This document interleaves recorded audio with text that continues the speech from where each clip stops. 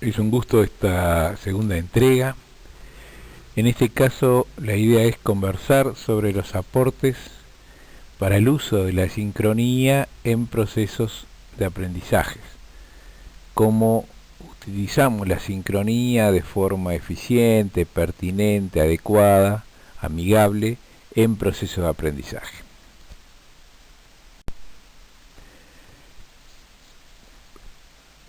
¿Cómo aprender a usarlas?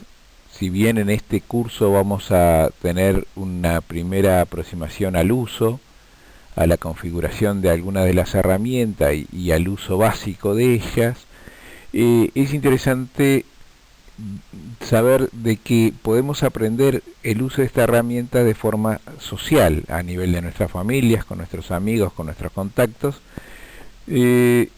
y es un aprendizaje muy amigable, muy sencillo, y donde uno logra experimentar con los amigos o con los familiares de forma muy amigable y ver el potencial, ver algunas cuestiones, algunos piques de optimización de uso de algunas funcionalidades, que recomiendo realizarlo, y además es un aporte para nuestra vida social, para nuestra sociabilidad en nuestros diferentes ambientes, ya sea profesionales, laborales, familiares y con barras de amigos, en ese uso frecuente está el mejor aprendizaje significado y oportuno y pertinente para también el uso educativo que después le podemos dar. Así que recomiendo mucho que el aprendizaje complementario a esta primera introducción, inducción, entrenamiento muy básico sobre el uso de las herramientas sincrónicas se va a dar una vez que ustedes experimenten en sus círculos más cercanos y verán que el aprendizaje se incrementa, se acelera y se hace mucho más pertinente para cada uno de ustedes. ¿Cuándo usar herramienta sincrónica en procesos educativos, en procesos de aprendizaje virtual? Una primera cuestión que tenemos que ver es que la sincronía no se puede estar utilizando todo el tiempo, ya que ella remite a rigidizar los tiempos de todos en el proceso educativo. Y me explico. Una de las ventajas y de oportunidades que da la educación a distancia es que cada uno se desarrolla en los cursos, cada uno en sus tiempos, a su estilo, a su forma, y eso es una de las grandes propiedades que tiene la educación a distancia y que abre una ventana de oportunidades para muchas personas que no pueden compartir el mismo tiempo con el docente y con los otros alumnos de forma permanente, cotidiana. Por eso recurrimos a esta educación a distancia, no solamente por los problemas de traslado, ya sea por la distancia y por lo que supone la economía, sino también por el manejo del tiempo, porque muchas veces los procesos de educación a distancia están implicando a personas que tienen múltiple actividad laboral y estudiantil, y entonces primera cuestión es que no tenemos que abusar de la sincronía para no generar condiciones de extrema exigencia de tiempo compartido. Otra reflexión es que sea pertinente y amigable el uso de estos momentos sincrónicos y que tenga mucho sentido. Siempre decimos que los dispositivos sincrónicos deben estar muy bien pensados, muy complementando los tiempos asincrónicos. En general se observa que los tiempos sincrónicos son porcentualmente muy minoritarios frente a los tiempos asincrónicos en los cursos a distancia mayoritariamente. ¿Y por qué esto? Porque lo que decíamos antes de la rigidización del tiempo y de la exigencia del tiempo compartido, pero también porque se propone que la sincronía, y sobre todo la sincronía grupal, sea utilizada para momentos, temas, asuntos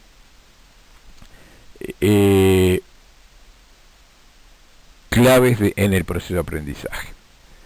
Por ejemplo, para momentos donde hay temas relevantes o hay trabajos que supone una interacción en tiempo real para poder producir un conocimiento más oportuno, más pertinente, más amigable, más profundo. Lo que es claro y no es recomendable que se use para dar clases, y digo dar clase entre comillas, y es la primera tentación que tienen muchos docentes, decir, bueno, si tengo la posibilidad de reunir al grupo y hablarle al grupo, entonces doy la clase. La clase, a través de herramientas sincrónicas, está demostrado que funciona poco, no siempre, y cuando es recurrente, deja de funcionar bien y funciona adecuadamente aceptable en pocos cursos. Mayoritariamente se genera no buenas condiciones grupales, de encuadre, de aprendizaje, etcétera, etcétera, por la recurrencia sistemática para dar clase, o sea, para darla de forma magistral. Puede sí ser una muy buena herramienta para usarla para un intercambio grupal, una cosa más interactiva que meramente expositiva. Entonces, ¿cuándo hay que ver los momentos? ¿Cuánto hay que relacionarlo a las etapas y a los momentos y a las temáticas del curso? Eso siempre en lo grupal.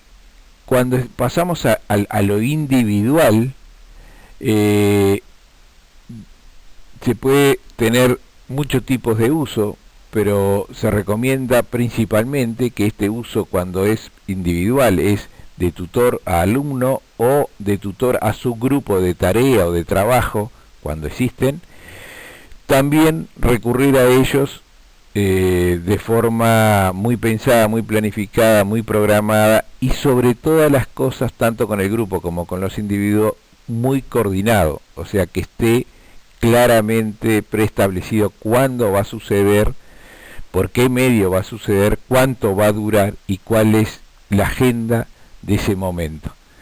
Eso ayuda a optimizar el momento sincrónico, y la recomendación también es a utilizarlo para cuestiones muy centrales y no abusar del contacto individual o subgrupal por estas herramientas, porque en algunos casos podría darse una cierta sensación de saturación o de hostigamiento o de sentirse muy demandado por el alumno. Tenemos que saber que la educación a distancia tiene esto de cada uno a su tiempo, cada uno a su estilo, etcétera, etcétera, y si bien la sincronía puede poner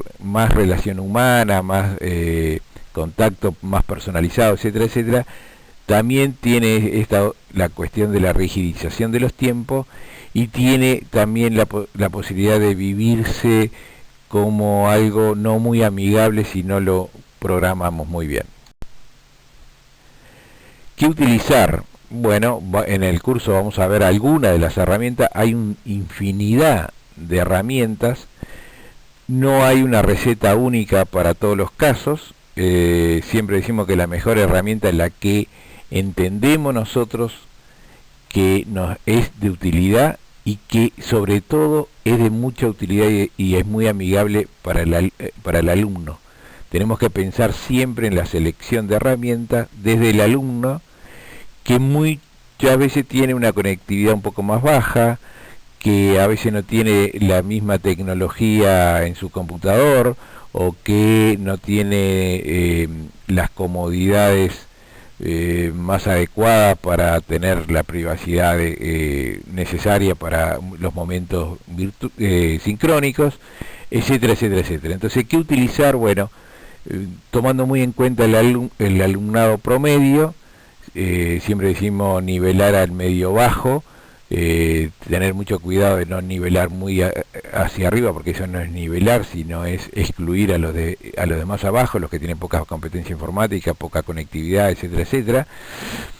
Y tampoco nivelar muy abajo, porque aburrimos probablemente a los que sí son más competentes, tienen mejor tecnología, etcétera, etcétera. Entonces, ¿qué utilizar? Podemos estar utilizando Skype, podemos estar utilizando Hangout, que son herramientas muy potentes y gratuitas.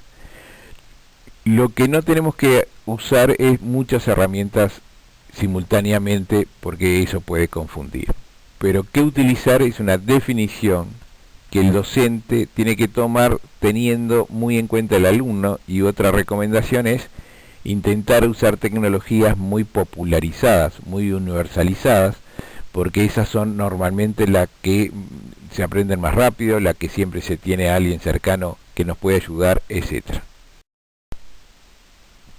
Algunos alertas, ya compartíamos algunos, pero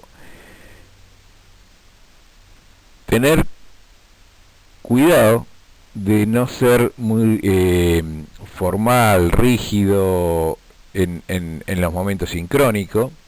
Si bien hay un diálogo más humanizado, más personalizado, todavía la mediación tecnológica juega mucho, y por más que estemos compartiendo cámara, y por lo tanto la gestualidad, etcétera, va a estar un poco en juego, va a estar poco en juego, no reproduce la presencialidad. La sincronía recrea una situación más personalizada, pero jamás es exactamente igual a la presencialidad. La atención que prestamos a la cámara, a la pantalla y a la cámara, no es la misma que se observa en el aula presencial.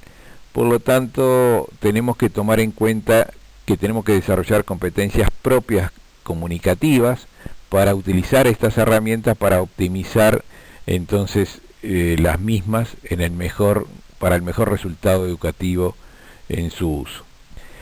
Otra alerta es ser muy cuidadoso en los tiempos de los alumnos, pero también en los tiempos nuestros.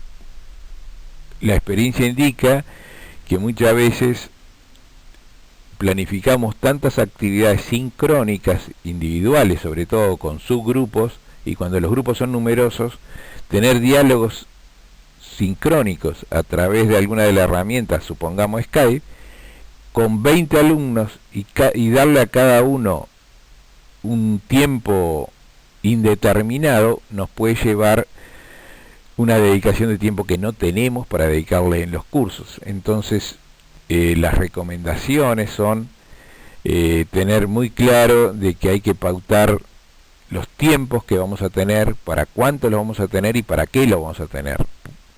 Y eso es importante a los efectos de no abusar del tiempo de los alumnos, y sobre todo no sobredemandarnos a nosotros y que esto se transforme en un problema y no en una oportunidad. Algunas otras recomendaciones. Una de las más sustantivas es que para los momentos grupales, en lugar de dar clase, nosotros hablamos de usarlo en el concepto de aula invertida. ¿Qué es el concepto de aula invertida? Es todo un desarrollo donde los pedagogos lo que plantean es: utilicemos el aula, y viene más que nada desde cómo usar la tecnología educativa, tecnología educativa para reforzar procesos de aprendizaje presenciales. Desde ahí dice que el aula invertida es un concepto que supone aprovechar los momentos presenciales para retrabajar contenidos para retrabajar información y no tanto para que los alumnos reciban información. Entonces la clase se convierte más en un taller, en un laboratorio, en un conversatorio y no tanto en una transferencia del docente hacia el alumno, sino un retrabajo de lo que entienden, de lo que no entienden, de las dudas, de la sugerencia, principalmente de los alumnos, para retrabajar eso y ir nivelando hacia arriba los conocimientos que va adquiriendo el grupo. Esa es una buena recomendación. Para los momentos sincrónicos, grupales, usarlo con este concepto de aula invertida para usar la sincronía. También se puede en algunos casos sí usarlo para dar alguna clase magistral, porque tenemos la posibilidad de conseguir un gran expositor que puede contar una gran experiencia o dar un tema teórico de forma muy importante, y lo acercamos a través de esto para que pueda conectarse con todo el grupo. Lo que no se recomienda es que esto sea el uso más frecuente, sino sea el más ocasional, para no reproducir lo que es la enseñanza tradicional, expositiva, vertical, magistral, a este medio que se sabe y está comprobado que no funciona adecuadamente. Una recomendación para los contactos individuales es que estén muy pautados, decíamos, muy coordinados previamente y sobre todo que tengan mucho sentido. Sobre todo cuando es convocado desde el docente, tiene que estar muy claro el para qué, el cómo lo voy a encarar, que él sepa de qué se trata. Por ejemplo, se puede usar para tomar un oral. Hay alumnos que se expresan muy mal por escrito y que puede ser un elemento que ayude al alumno a poder expresar sus conocimientos de mejor forma, porque en algunos alumnos sabemos que oralmente son mejores que por escrito, si bien hay que ayudarlos a que mejoren su expresión por texto, pero puede ser para eso. También sabemos que hay alumnos que no se animan a preguntar en los foros, o preguntan poco, o comentan poco, pero a veces sabemos que tienen muchos contenidos o que tienen algunas otras dudas. Bueno, también puede ser muy bueno para ayudarlos a salir de esa relativa timidez o del silencio, y a través de esto poder dialogar más. Entonces creemos que es bueno usarlo tomando esas recomendaciones. Otra recomendación importante es que puede ser usado, y nosotros tenemos varias experiencias en eso, en otras plataformas, de establecer consultorios en línea, le llamamos, que es 1 hora semanal, o el rato que sea, o las veces que sea por semana, para que el alumno sepa que además de poder consultar en el foro de la plataforma Moodle, puede acceder a una comunicación directa y con el docente, con el tutor. Supongamos el miércoles de 9 a 10, todos los miércoles de 9 a 10 se sabe que hay un espacio y que es complementario al foro, y hay que buscar esa complementariedad que no sustituya al foro, porque también es un riesgo. La sincronía puede sustituir a la asincronía, y en lugar de ser de potenciarse mutuamente, se pueden estar superponiendo. Entonces, en este caso, un consultorio, que puede ser algo quincenal, semanal o lo que sea, condensa y es consultorio a demanda del alumno. Varía con lo otro, que es a propuesta del docente. Aportes finales en esto del uso en proceso educativo de la sincronía. Utilicémoslo, experimentemos, tratemos que en los momentos grupales no circule una información en los momentos sincrónicos que no va a circular en los momentos asincrónicos.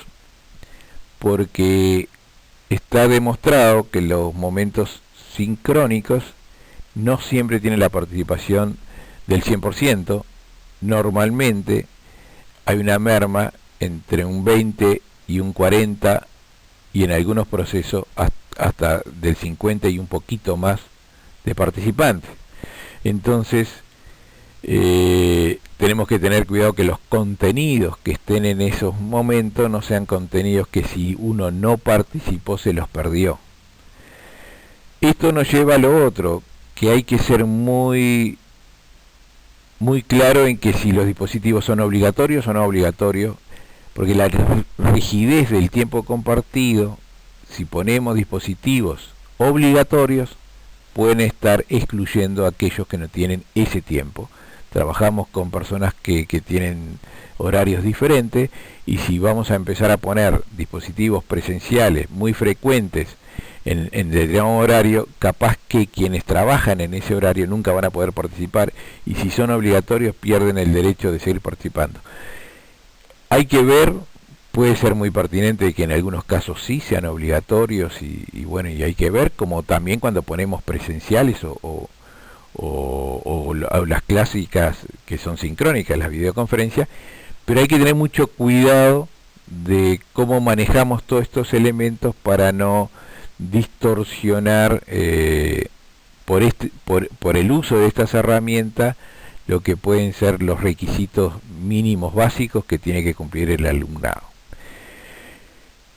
Tenemos en la sincronía un gran aporte, tenemos una ventana de oportunidades, pero no debemos abusar de ella.